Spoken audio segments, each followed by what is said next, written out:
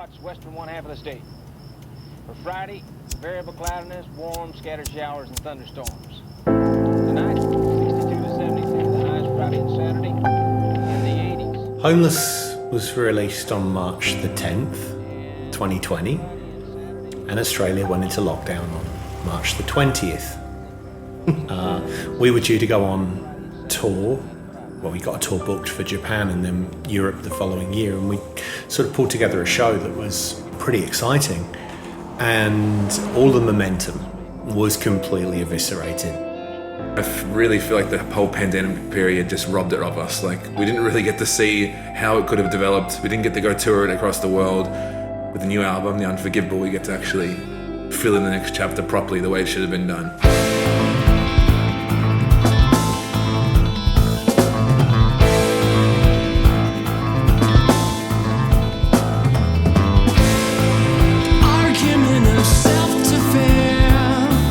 Between the two sort of periods of lockdown in Australia, there was a moment where we could have a socially distanced sort of setup for a show.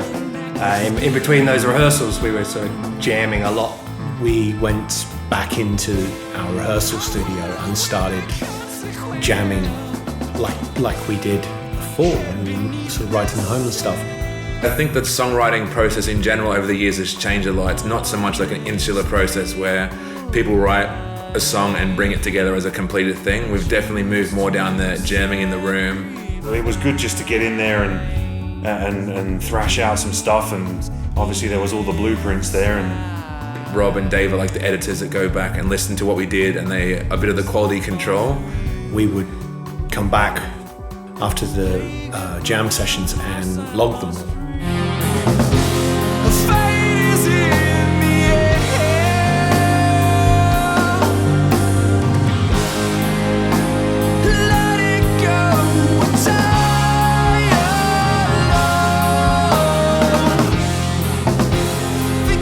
Then the second lockdown hit. We were sort of sitting there twiddling our thumbs, wondering what we were going to be able to do in order to further the band or the momentum. Basically had nothing else to do other than working on all the material we had and all the bits and pieces. Either they were demos we'd either had in the past or were working on, and then the jams that we were doing. Some of the ways we used to do things by moving bits around, changing keys, fitting them together, started to work with some of this material. So it, in many ways, started to sound like a modern version of a classic Anubis record.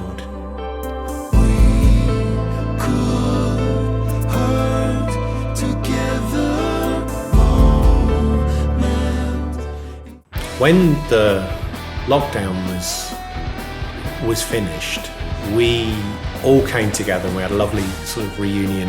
And one of the things we did was go through what Rob and I had sort of done stitching these demos together. There was almost like this whole blueprint for an album that was done. And we came there and we were like, oh, you guys played that, but now it's actually a proper album, it's proper songs. And it was actually really exciting. It was one of the first moments throughout the whole COVID period where I felt excited, like there was a bit more hope in music again, because I had lost my personal musical mojo a lot in that time. I think it sort of triggered something in everyone where there was an inspiration to sort of get back into creating. We'd sort of missed out on a lot of the back end of releasing a record with the last one.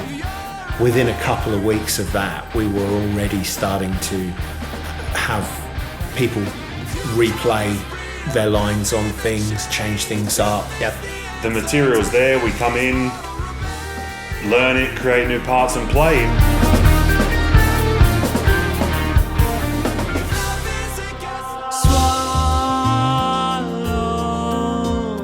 When it comes down to sort of tracking our parts, there's sort of almost this rotation of producing and as far as getting the takes. So we all help each other a lot.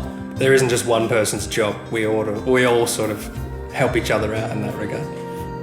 some surprising parts as well. Like I would come in and hear ideas that Dean and Dave and Rob had done, and it was like the most metal thing that Anubis had ever done, which is kind of surprising. So I have some fun memories of being at my house with Anton. I had taken Dean's idea, made it more metal, and that wasn't metal enough for him, so Anton made it even more chunkier and heavier again.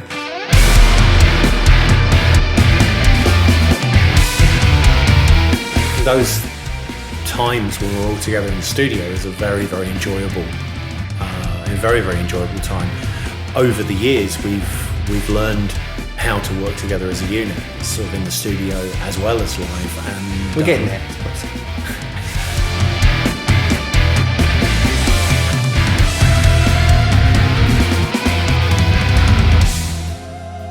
I think Anubis is like quite the definition of a very independent band and very grassroots and homegrown, especially when it comes to the production side of things.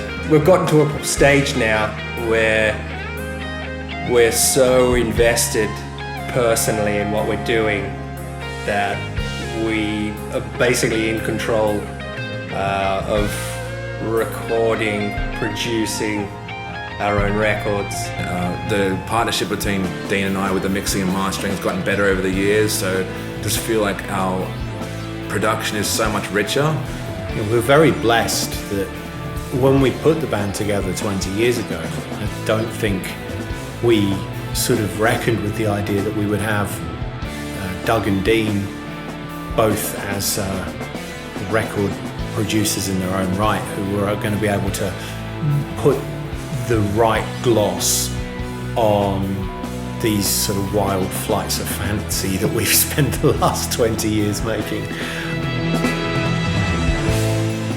If you look at the first two records we did in the second hand, they're the ones that really had a plot before. So we've incorporated a lot of the things that made those records the way they were.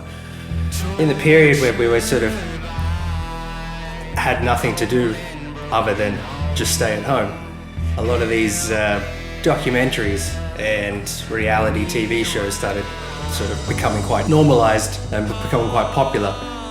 They kind of hit the zeitgeist, and there was a fair few that were relating to different cults in history, and it sort of piqued, shall we say, interest as far as creating some dynamic between, someone so far gone that they're stuck inside these one of these scenarios. That sort of stuck out as an idea that might make a half-decent story that we could thread all this material together with. A lot of this was sort of inspired by the likes of Heaven's Gate, Branch Davidians. Those sort of stories, how they went down, what happened, was both interesting and terrifying in equal measures.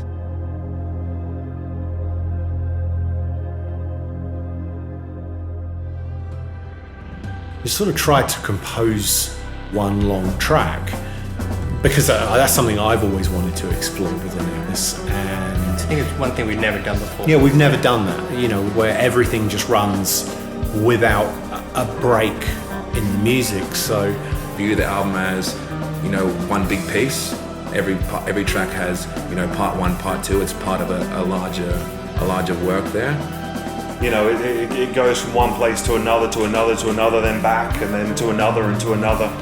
it was a pleasure to sort of be able to map out what each track or what each part of the record was going to signify, and then how we were going to represent telling that story in a sonic landscape, as it were.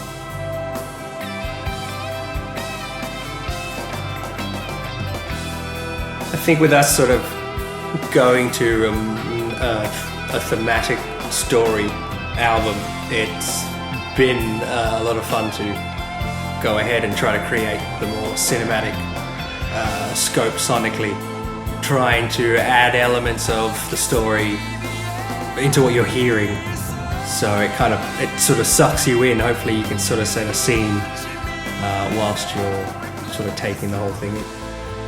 We have probably some of the most delicate and sparse arrangement with also some of the chunkiest and most heavy and brutal stuff we've done before. So there's a real breadth of sound on the album. This one has much more in the way of extremes of dynamics. It has much more in the way of colour. I think it's more of a return to roots, but it's also different. There are some similarities to other records, but I mean, Homeless was quite poppy, and this is very dark. There's some parts are very heavy, some parts are very melodic, some parts are typical Anubis. But to listen to it overall, in its finished sort of state,